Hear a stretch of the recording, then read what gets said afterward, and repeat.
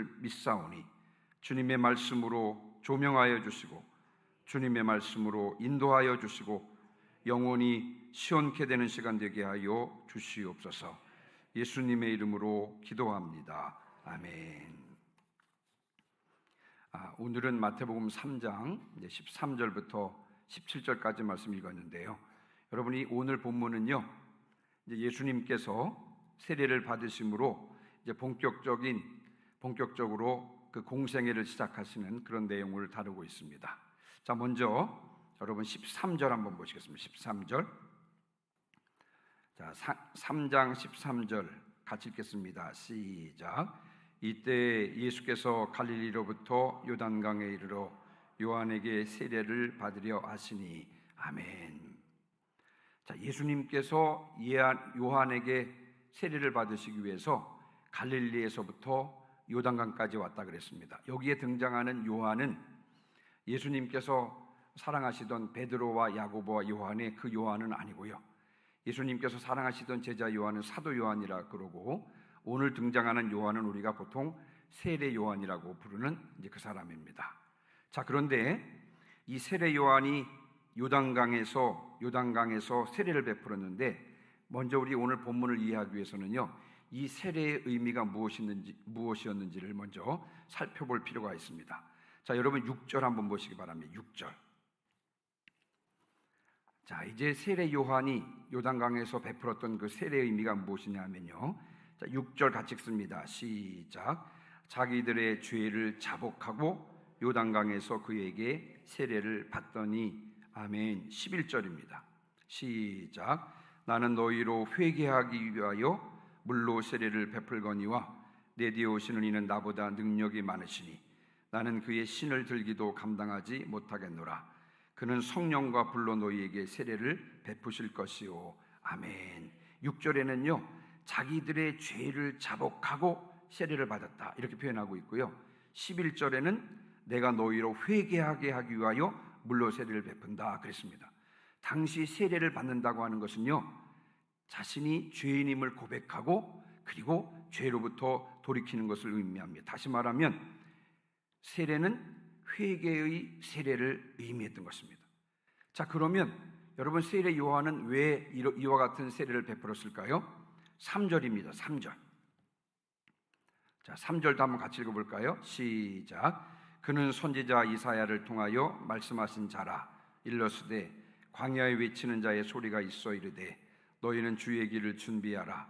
그가 오실 길을 곧게 하라 하였느니라. 아멘. 여러분 세례 요한은 누구였냐면요, 이사야 선지자의 말씀대로 예수님께서 오실 길을 예비하고 예수님께서 오실 길을 준비하는 자였습니다. 주님이 오실 길을 곧게 하는 자였습니다. 세상 왕이 행차할 때는요, 길 예비자들이 앞서가면서요, 장애물을 제거하고 그리고 길을 평탄하게 했습니다. 그래서 길 준비자, 길 예비자인 세례 요한은요, 주님께서 오실 때 그 앞에 있는 장애물을 제거하고 그리고 길을 평탄하게 해야 했던 것입니다. 그것이 그의 사명이었습니다. 자, 그렇다면 주님 앞에 있는 장애물은 무엇일까요? 이제 구세주로 오실 예수 그리스도 앞에 있는 장애물은 무엇이었냐면요, 죄악이 장애물이었습니다. 그래서 세례 요한의 사명은 이 죄악을 제거하는 것이었습니다. 그래서 여러분 우리가 오늘 본문 읽었습니다만 주님의 길을 준비한다, 주님의 오실 길을 곧게 한다, 이것은 무엇을 말하는 거냐면요, 회개를 말하는 것입니다. 회개. 그래서 세례 요한은 2절에 보니까 회개하라 천국이 가까이 왔느니라 라고 외치면서 회개의 세례를 베풀었던 것입니다. 여러분 세례 요한의 삶을 돌아보면 이 세례 요한은 주님의 손에 붙잡혀서 또 주님의 목적에 따라서 쓰임을 받은 사람입니다. 참으로 복된 삶을 산 사람인 줄 믿습니다. 여러분 주님께 쓰임 받는 것이 은혜인 줄 믿습니다.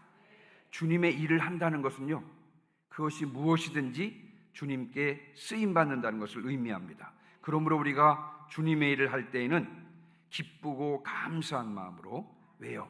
우리를 사용해 주신, 얼마나 감사합니까? 기쁘고 감사한 마음으로 충성스럽고 성실하게 감당하시기를 주님의 이름으로 축원합니다. 자, 그러면 이제 그다음에 이제 세례 요한이요 주님의 오심을 준비하기 위해서 회개의 세례를 요단강에서 베풀었습니다. 그때 어떤 일이 있었냐면 오늘 본문에 보니까 이제 막 공생애를 시작하시려는 예수님께서도 요한의 세례를 받기 위해서요 요단강으로 오셨습니다.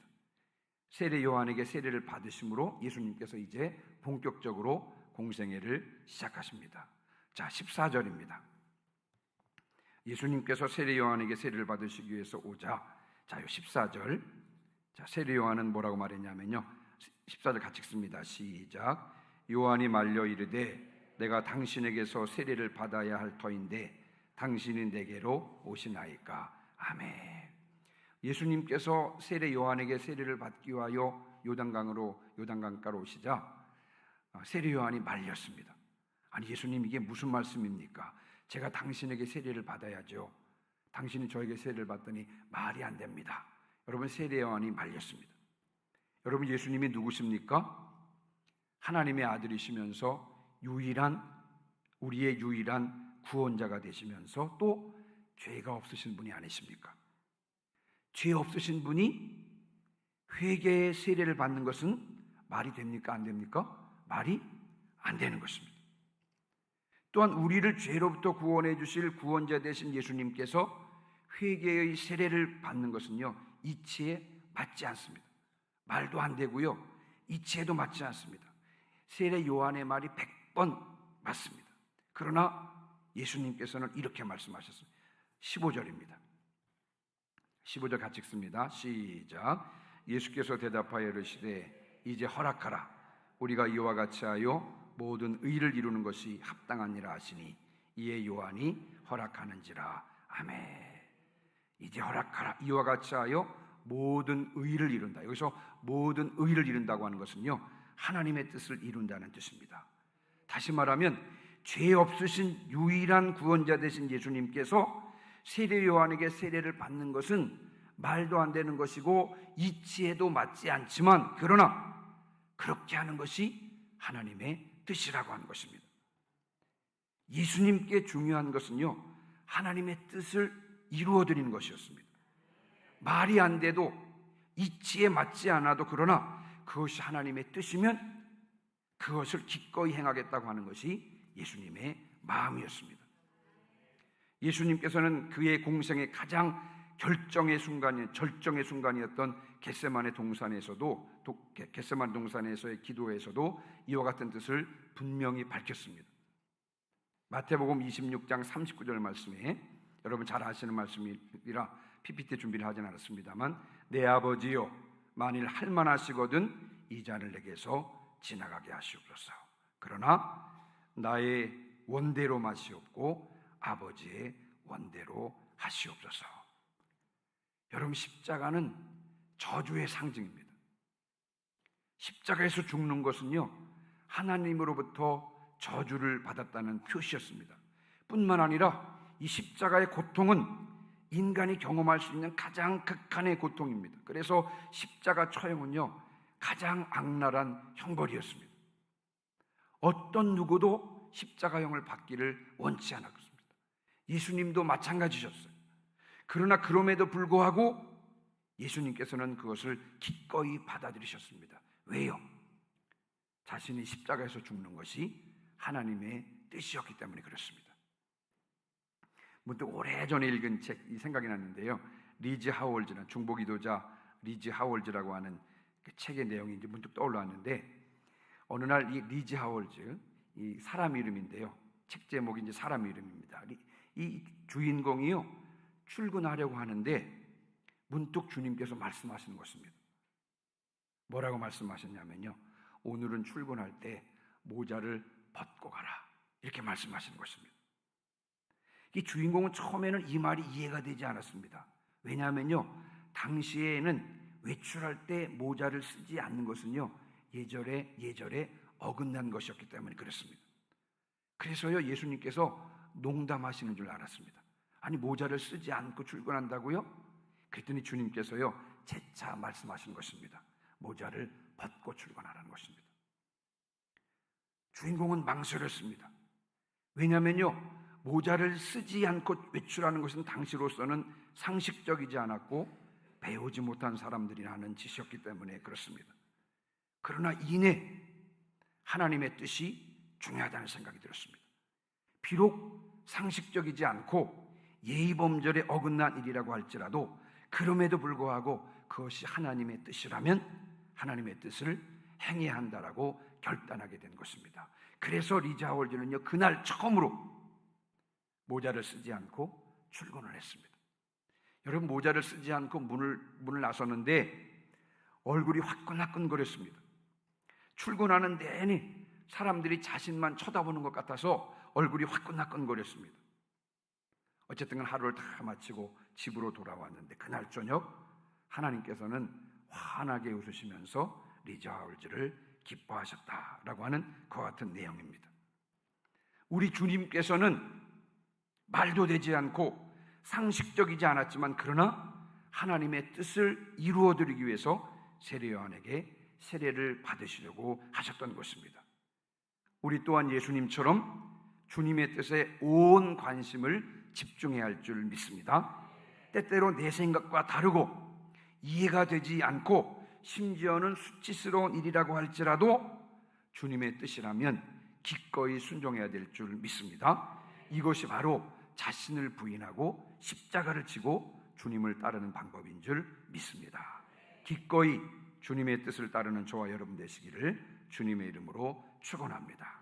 자, 그렇다면 하나님께서는 왜 예수님께서 세례 요한에게 세례를 받으시도록 하신 것일까요? 여러분, 주님께서 이 땅에 오신 것은요, 섬김을 받으러 오신 것이 아닙니다. 우리의 대표자가 되어서 우리의 죄를 대속하시기 위해서 오신 것입니다. 우리의 대표자가 되기 위해서는 우리와 같은 사람이어야 했습니다. 우리와 동일시되어야 했습니다. 사람이 아닌데 어떻게 우리의 대표자가 되실 수 있겠습니까? 그래서 예수님께서는 자기를 비워 종의 형체를 가지고 사람들과 같이 되셨고 사람의 모양으로 나타나셨던 것입니다. 우리와 같이 율법 아래에서 태어나셨고요, 우리와 같이 할례도 받으시고 우리와 같이 세례도 받으셨던 것입니다. 그래서 예수님께서는 우리의 대표자로서 우리의 죄를 용서하시기 위해서 십자가에서 피 흘려 주실 수 있었던 것입니다. 우리의 대표자가 되셨습니다. 그래서 여러분, 누구든지 예수 그리스도를 믿는 자들은 예수님이 죽으실 때 그도 죽은 것이고요, 예수님께서 무덤 속에 계실 때 그도 거기에 있는 것이고요, 예수님께서 부활하실 때 그도 부활한 것이고, 예수님께서 부활을 승천하시어 하나님 보좌 우편에 앉아 계실 때 그도 거기에 앉아 있는 것이 되는 것입니다. 여러분, 하나님의 아들이신 예수님께서는 우리의 죄를 대신 짊어지시기 위해서 우리와 같은 모양을 입고 오셨습니다. 또 우리의 죄를 사해 주시기 위해서 십자가에서 피 흘려 주셨습니다. 또한 우리를 의롭다 하시기 위해서 사흘 만에 부활하셨습니다. 우리보다 더 큰 사랑을 받은 사람이 어디 있겠습니까? 좀 거친 표현을 쓴다 그러면 우리보다 더 큰 사랑 받은 경험이 있는 사람 한번 나와보라고 하십시오. 하나님의 가장 큰 사랑을 받은 자들이 바로 우리 믿는 자들인 줄 믿습니다.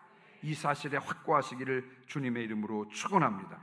때때로 우리가 이 땅에서 혼자라고 생각할 때도 있고 외롭다고 생각할 때도 있고 사람들로부터 손가락질을 받고 버림받았다라고 생각될 때도 있습니다만, 그러나 우리가 잊지 말아야 할 것은 무엇입니까? 하나님의 가장 큰 사랑을 받은 사람이 누구다고요? 바로 나라고 하는 이 사실을 확고하시기를 주님의 이름으로 축원합니다. 자, 예수님께서 이제 이렇게 말씀하시니까 세례 요한이 어떻게 했습니까? 허락했습니다. 왜냐하면 그렇게 하는 것이 하나님의 뜻이었기 때문에 그랬습니다. 예수님께서는 세례 요한에게 세례를 받으심으로 하나님의 뜻을 이루어 드렸고요, 또 세례 요한은 그것을 허락함으로 하나님의 뜻을 이루어 드린 것입니다. 예수님은 예수님대로 하나님의 뜻을 이루어 드린 것이고요, 세례 요한은 세례 요한대로 하나님의 뜻을 이루어 드린 것입니다. 자, 그 다음에 이제 16절 17절입니다. 자, 자, 16절은 제가 읽고 17절은 여러분 읽으시기 바랍니다. 예수께서 세례를 받으시고 곧 물에서 올라오실새 하늘이 열리고 하나님의 성령이 비둘기같이 내려 자기 위에 임하심을 보시더니,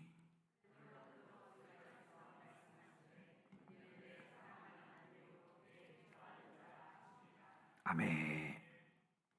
예수님께서 하나님의 뜻을 이루어드리기 위해서 세례 요한에게 세례를 받고 올라오실 때, 물에서 올라오실 때 하늘이 열렸습니다. 그리고 하나님의 성령이 비둘기같이 내려 예수님 위에 임하셨습니다. 그리고 하늘로부터 소리가 났습니다. 하나님께서 이렇게 말씀하셨습니다. 이는 내 사랑하는 아들이요 내 기뻐하는 자라. 여러분, 이 말씀에 대한 우리가 설교는 담임 목사님 통해서 많이 들으셨죠? 네. 근데 여러분, 예수님께서 세례를 받으셨고 그 이후에 성령이 임하셨습니다. 세례를 받으시고 그리고 성령이 임하셨습니다. 저는 이 장면을 이렇게 묵상하면서 문득 구약 성경 출애굽기 29장이 생각났습니다. 29장 1절부터 7절의 말씀은 뭐냐면 제사장의 위임 예식을 언급하고 있습니다. 대제사장인 아론과 그리고 그의 아론의 아들들이 이제 제사장으로 위임받는 장면이 출애굽기 29장에 나오는데요. 여러분, 하나님께서는 모세를 통해서 그들을 데려다가 물로 씻기라 그랬습니다. 대제사장 위임할 때, 그리고 제사장들 위임할 때 먼저 물로 씻기라고 했습니다. 그리고 머리 위에 관유를 붓도록 말씀하셨습니다. 그래서 대제사장이나 제사장들은 먼저 물로 씻기고요, 그리고 나서 머리에 관유를 부은 것입니다. 세례를 받으신 예수님께서는 그 위에 성령이 임했잖아요. 물로 세례를 받고 그리고 성령으로 기름 부음을 받은 것입니다. 이는 출애굽기 29장을 근거로 보면요, 대제사장으로 위임받은 것이라고 할 수 있겠습니다. 대제사장이요, 백성들의 죄를 짊어지고 하나님 앞으로 나아갔듯이 이제 공생애를 시작하시는 예수님께서는 백성들을 위한 대제사장이 되셔서 백성들의 죄를 짊어지고 하나님 앞으로 나아가시는 것입니다. 예수님은 우리의 대제사장이 되시는 줄 믿습니다. 자, 그 다음에요, 저는 이 장면을 읽을 때마다 굉장히 감동적인데, 여러분, 처음에 세상을 창조하실 때도요, 여러분, 처음에 세상을 창조하실 때도 삼위일체 하나님께서 함께 동역하셨습니다. 창세기 1장에 보면 창조하실 때, 그렇죠? 성부 하나님께서 말씀으로 세상을 창조하실 때 말씀이신 성자 예수님도 그곳에 계셨고 성령께서도 물 위에 운행하셨다라고 말씀하고 있습니다. 첫 창조 때에도 삼위일체 하나님께서 동역하셨습니다. 그리고 이제 예수님께서 대제사장이 되어주셔서 백성들의 죄를 짊어지도록 하기 위하여 이제 공생애를 시작하시는 이때도 삼위일체 하나님께서 동역하신 것입니다. 성자 예수님께서는 하나님의 뜻을 이루어드리기 위해서 세례를 받으시고 물 위에서 올라오셨고요, 그 위에 성령 하나님께서 임하신 것이고, 그리고 하나님께서는 말씀하신 것입니다. 이는 내 사랑하는 아들이요 내 기뻐하는 자라. 성부 하나님과 성자 예수님과 성령 하나님께서 동역하고 계신 것입니다. 대제사장이 되셔서 우리를 구원하기 위해서 나아가시는 이 성자 예수님을 성부 하나님과 성령 하나님께서 지금 응원하고 계시는 것입니다. 다시 말씀을 드리면, 여러분, 우리의 구원을 위해서 성부 하나님과 성자 예수님과 성령 하나님께서 동역하신다는 것입니다. 무슨 말씀입니까? 여러분, 우리의 구원이 얼마나 귀한 것인지를 우리가 깨달아야 될 줄 믿습니다. 죄로부터의 우리의 구원이 얼마나 귀하면 성부 하나님과 성자 예수님과 성령 하나님, 이 삼일체 하나님께서 동역하셔서 우리를 구원해 주신 것입니다. 얼마나 귀하면 성부, 성자, 성령 하나님께서 동역하셨겠습니까? 그래서 여러분, 우리가 다른 어떤 모든 것들이 부족하다 할지라도, 그러나 이 구원해 주신 이 사실 하나만으로도 충분히 기뻐하고 감사할 수 있어야 될 줄 믿습니다. 다른 모든 것이 부족하다 할지라도, 심지어는 예를 들면 10년 동안 외롭다 할지라도, 그러나 무엇 때문에요? 성부, 성자, 성령 하나님께서 동역하셔서 나를 구원해 주신 이 사실 하나만으로도 우리는 넉넉하게 기뻐하고 감사해야 될 줄 믿습니다. 늘 구원에 대한 감사가 넘치시기를 주님의 이름으로 축원합니다. 이제 오늘 말씀을 마무리하고 마치면서 여러분, 이 주님의 손에 붙잡혀 쓰임 받는 것이 은혜인 줄 믿습니다. 주님께서 우리에게 일을 맡겨주실 때 기쁘고 감사한 마음으로 주님의 일을 감당하시기를 주님의 이름으로 축원합니다. 또 예수님께서는 하나님의 뜻을 이루기 위하여 세례 요한에게 세례를 받은 것처럼 우리 또한 일생 하나님의 뜻에 온 관심을 집중해야 될 줄 믿습니다. 기꺼이 주님의 뜻을 이루어드리는 성도들이 되어야 될 줄 믿습니다. 뿐만 아니라 주님께서는 우리의 구원을 위하여 우리와 같은 사람의 몸을 입고 이 땅에 오셨습니다. 우리는 큰 사랑을 받은 자들입니다. 우리의 구원을 위해서 삼위일체 하나님께서 동역해 주셨습니다. 우리의 구원이 얼마나 기쁘고 놀랍고 감사한 일인지 구원해 주신 것에 대해서 늘 감사하며 평생 구원의 감격 속에 살아가시는 저와 여러분 되시기를 주님의 이름으로 축원합니다. 아멘. 우리 이 시간 302장 찬송하시고 오늘 들은 말씀을 붙잡고 기도하는 시간 갖도록 하겠습니다. 302장입니다.